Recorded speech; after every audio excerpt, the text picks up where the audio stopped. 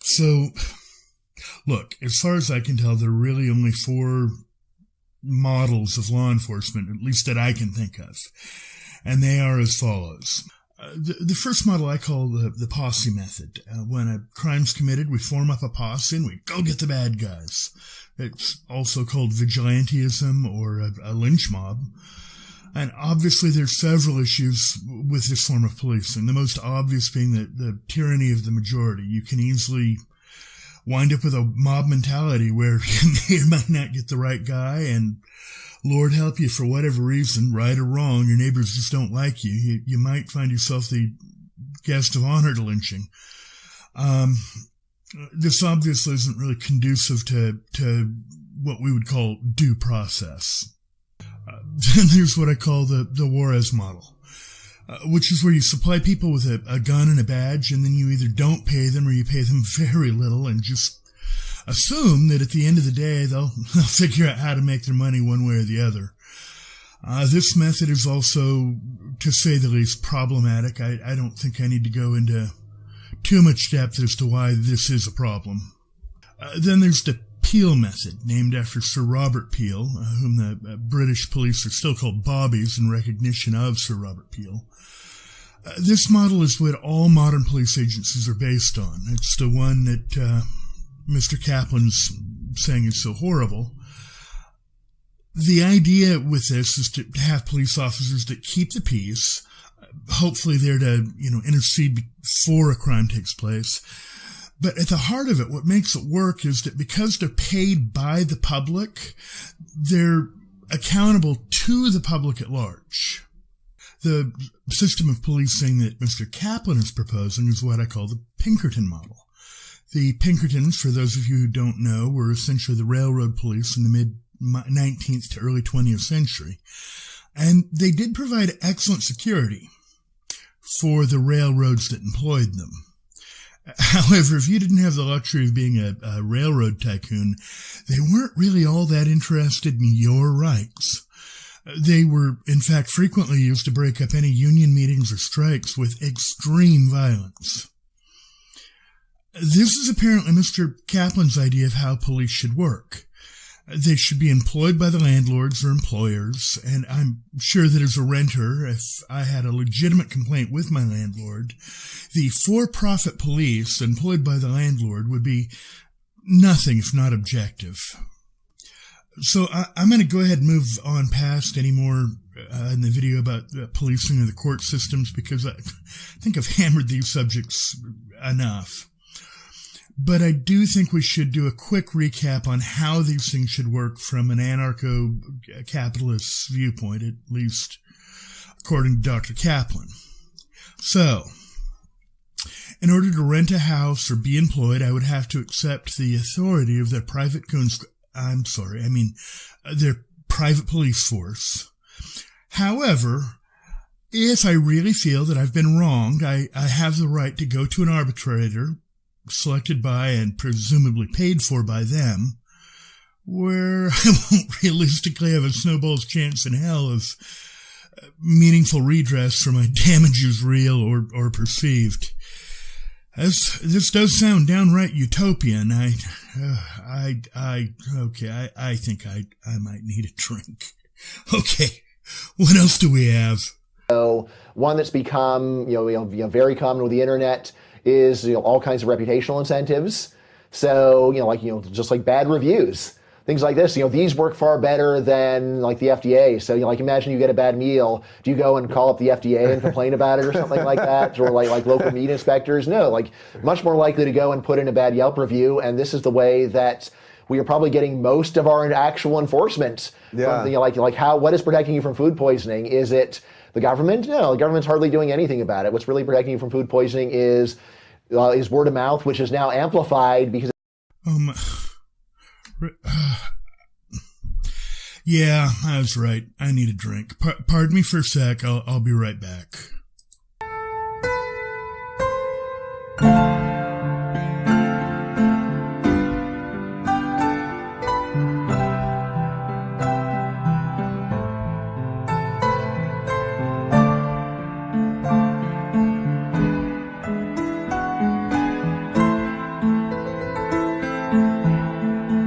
Sorry about that. I just had to have a drink to calm me down. I really can't believe that you think we could replace the FDA, not to mention entire alphabet soup of agencies that are responsible for tracking and testing our food supply, with Yelp. I mean, are you actually being serious? I wonder if I'm running into Poe's law. Sometimes it's hard to tell if you're trolling or you mean it. I really just hope you're trolling. However, if you think that the government does nothing in regards to food safety, well, let's just say that you're showing your ignorance. I already have a show planned on exactly this topic, so I'm not going to go too in depth here, but look, we have a global food supply. Our food comes from every corner of the earth. Because of government regulation, we not only track where everything comes from, I mean right down to the farm, but we know which containers ship, truck, store, and restaurant. We know where to look for cross-contamination.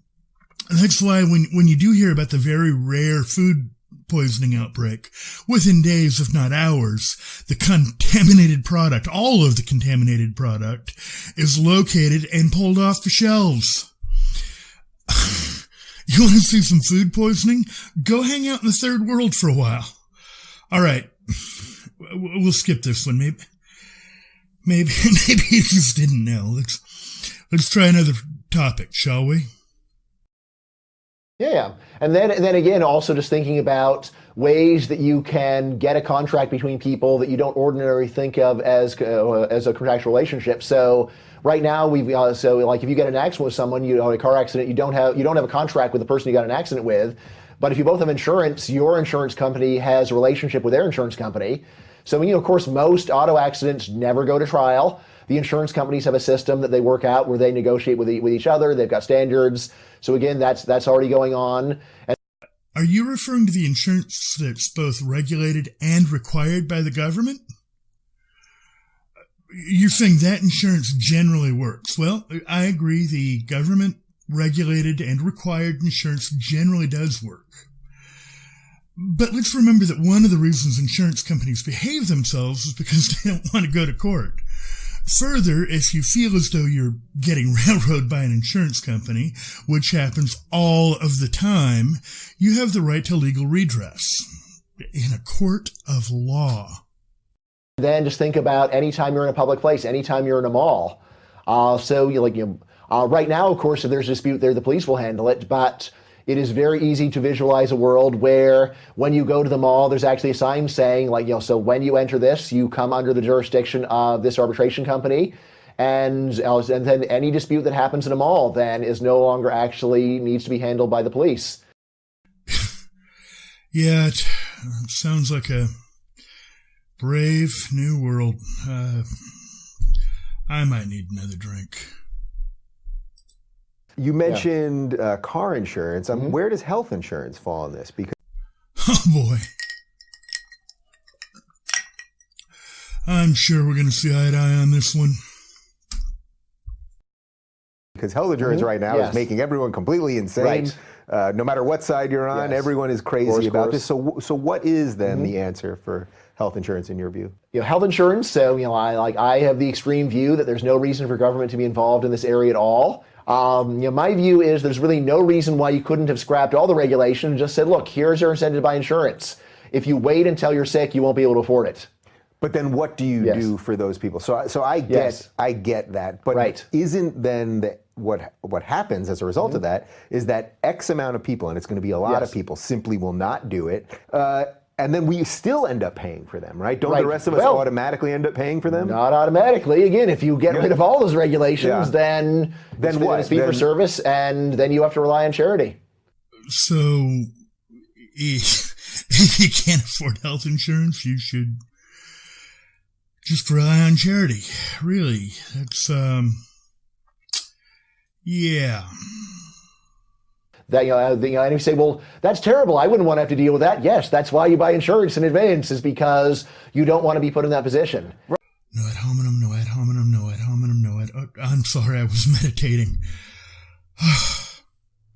So basically, if you're poor, F off and die. If you'd been smarter, you'd have been able to afford the best insurance out there. In fact, if you were really smart, you would have picked wealthy parents and none of this would be an issue for you. But you weren't smart enough to pick wealthy parents, so if you get really sick, even though we have the technology to make you better, odds are good that, you'll die. Fair's fair, after all. I mean, you're talking about living to see another day, but ethically it would just be wrong to take a little money from the more affluent. That's their money. Sorry that you have to die, but taxation is just morally indefensible. Okay, I'm getting a little worked up. I guess it's time to leave the healthcare issue behind it. It looks like, however, that the next issue it covers is public education, and he's a professor at a public university. So I'm sure that we're finally going to have a relatively similar views on at least that. So, I've just wrapped up a book on education called The Case Against Education, where I argue for defunding education. Or maybe not. Okay, so sell me on that. I went to a public elementary school, public junior high, public high school. Yep. I went to State University of New York at Binghamton, which was hugely subsidized by the government. I think it was around $9,000 a year, and I got a great education. Why am I wrong on that? So I went to public schools right in this neighborhood, actually. Well, I guess, Dr. Caplan, you do have a point here. I mean, obviously, neither one of you are better off for the education you were provided. I mean, it's not like Mr. Rubin got a degree in political science that helped him start a career mainly centered around political commentary. And Dr. Caplan, you didn't receive a PhD in economics that allowed you to become a tenured professor at State University, right? Right? But, like the heart of my case is something called the signaling model of education. So, this is a fancy term for a common sense idea. It just says that a lot of the reason why education pays is not that it's teaching useful job skills, but rather you're jumping through hoops to show off for employers. All right, so, just think about all the classes that you ever had to take and then how few of them are actually relevant to the job that you do. You actually probably have a job where you do use more of what you studied. Although, I was a political science major, yes. So there you go. But think about all the classes that were required where you would not have been allowed to graduate without going through all of them. So I always have this example. Imagine you're like one Aristotle class short of college graduation, and yet you want to finish that class. Why? Because you're going to use the Nicomachean ethics and on the job? Probably not. Rather because you want that diploma, and employers are like many employers will just throw your application right in the trash unless you have that diploma. But do you? Yeah, you got me there. Publicly funded education is a total waste. After all, none of the countries with really high median salaries have publicly funded education. That's odd. According to Wikipedia, all of the countries with the top median incomes have publicly funded education. Okay, let's talk about science. I'm sure there's no correlation between countries with publicly funded education and published peer-reviewed science papers, right? Oh, snap! It turns out that countries with public-funded education are just killing it in terms of producing science papers. Well, all right, let's look at mathematics. I'll just bet you anything that countries without publicly funded education are just killing it with Fields Medal recipients, right? I'll be. I guess every single Fields Medal that's ever been awarded has been awarded to somebody from a country with public education. I know. Let's look at countries that have produced Nobel laureates in literature. That's going to be the one. Nope. What a shocker. Looks like the top producing countries in terms of literature have also primarily been countries that have publicly funded education. But I must say, other than creating economies with the highest median incomes, helping push forward math, science, and literature for the betterment of all of humanity, public education has just been a giant waste of tax dollars. Dr. Caplan, or can I call you Brian? I hope I can call you Brian after all we've been through together.